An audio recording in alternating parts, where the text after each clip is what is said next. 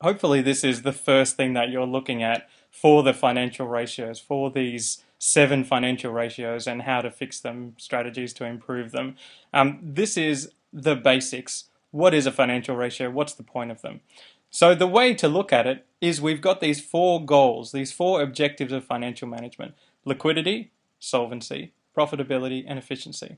Now, I've got solvency there, it's also got gearing at the top there, because some teachers actually still ask about gearing rather than solvency. It's really not the way the syllabus wants to do it, but some teachers are going to do it, so just remember it.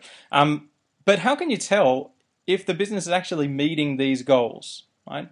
So an example is looking at liquidity.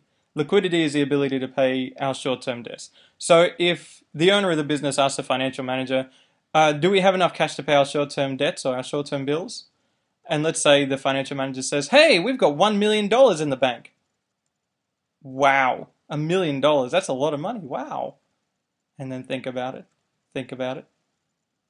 But how much are our bills? Right? You can't just say, oh, we've got $1 million. What if you've got $2 million of bills to pay? Then $1 million isn't good. If you have $1,000 worth of bills and you have $1 million, then that is probably good, right? So you can't just know what's going on in a business by just looking at the dollar amounts. Another example is profitability. If you get asked, all right, are we a profitable business? And you say, oh, we made a $50 million profit this year. Wow. Wait a sec. We're Qantas. Shouldn't we have made a bit more than that? Right? A bit more than 50 million. Didn't we make 500 million 2 years ago? That is something that the business owners really want to know. So this problem is why we use financial ratios. Now, you shouldn't be scared by the word financial ratios. What they should do is call them financial percentages, because then people know percentages. You know percent, right? Well, you don't know ratio. You don't use ratios in your everyday life, right? You use percentages. You can work things out by percentages. You could even use fractions. But they choose to say financial ratios, despite the fact that only one of them actually turns up as being a ratio and 6 of them don't. We still, not we, I wouldn't do it if I was in charge, but they still insist that you call them financial ratios. So the better way of saying it, instead of saying as a ratio, say how much was our net profit as a percentage of our sales. Now that makes much more sense than saying, as a ratio, what was our net profit compared to our sales? Because most people don't know ratios or have anything to do with ratios. They use percentages. So that's a nicer way of looking at it. The ratios that we use are categorized into this nice little table. The color green there signifies that a better one is, a higher one is probably better, right? So the current ratio equals current assets over current liabilities.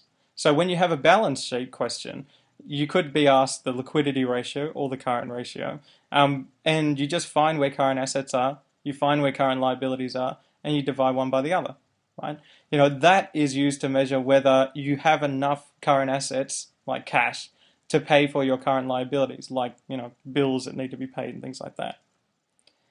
The slightly reddish color here for the gearing or the solvency objective, the debt to equity ratio, tells us that it's probably better to have a lower one of these, right? So you divide your total liabilities by your total equity.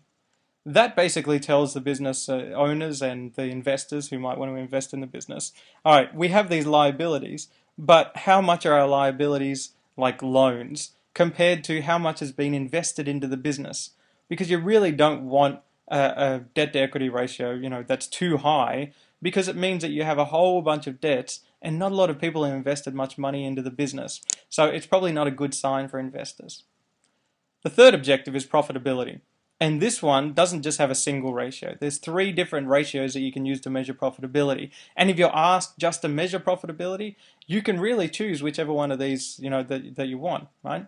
So the way that we measure it is through the gross profit and net profit ratios and the slightly more complicated return on equity ratio. The gross profit ratio is gross profit divided by sales or divided by revenue, right? So after you've taken away the cost of goods sold, what was our profit? The net profit ratio subtracts not just the cost of goods sold, but all of the costs and expenses of the business and tells us, okay, our net profit as a percentage of our sales, what is it? So the example of Qantas, say they make $50 million profit, a net profit in the end, $50 million as a percentage of their sales is about 0.5%, right? Which is not good. The return on equity ratio is when you go, okay, what's the return for the owners? Well, the net profit is the return, right? Because that's what happens, the net profit after tax, if you want to be technical. But the net profit is your return. And you have to then compare it to how much you invested in the business. So you compare it to the total equity, the total amount that the business has been given, by shareholders, by investors, and you see, all right, are those investors actually making a lot of money from this business, or is it not worth investing in? There's finally an efficiency objective, which has two different financial ratios that you can use, and they're very, very different. One focuses on expenses.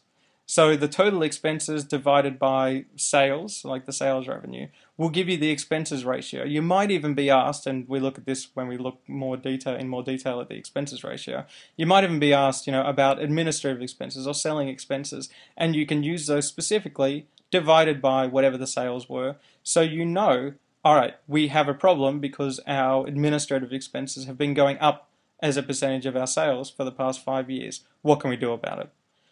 The other way of looking at efficiency is how quickly you're getting money from your credit sales, right? So you sell something, or say you're a plumber and you do a job for someone, then you want that money, maybe not straight away, but you want it within 7 days, or within 14 days, or within 30 days.